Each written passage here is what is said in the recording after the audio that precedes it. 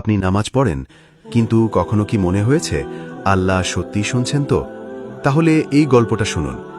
এক গরিব মুসলিম ভাই বাজারে একটা ছোট্ট দোকান চালাতো। বড় কিছু ছিল না, সামান্য মালামাল, পুরনো দোকান আর একটা বড় বিশ্বাস, আল্লাহ আমার রিজিকদাতা। প্রতিদিন সকালে দোকান খোলার আগে তিনি 2 রাকাত নামাজ পড়তেন।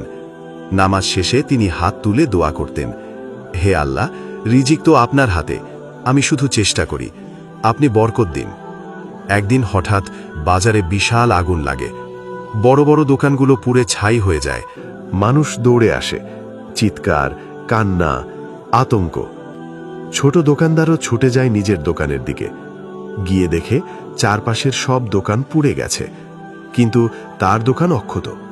মানুষ অবাক হয়ে বলল, তোমার দোকান তো আগুনের মধ্যে ছিল, এটা বাঁচল কিভাবে? লোকটি চোখ ভেজা গলায় বলল, আমি প্রতিদিন আল্লাহর কাছে দোয়া করি। আগুন নিজে কিছু করতে পারে না যদি আল্লাহ না চান। শক্তিশালী, কিন্তু আল্লাহর আদেশ ছাড়া কিছুই নয়। যে আল্লাহর উপর ভরসা রাখে, আল্লাহ তার জন্য এমন রাস্তা খুলে দেন যেখানে মানুষ কিছু কল্পনাও করতে পারে না।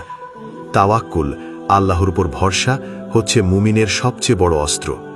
ভাই ও বোনেরা, যদি গল্পটি আপনার অন্তরে লেগে যায়, তাহলে দয়া করে একটি শেয়ার করুন।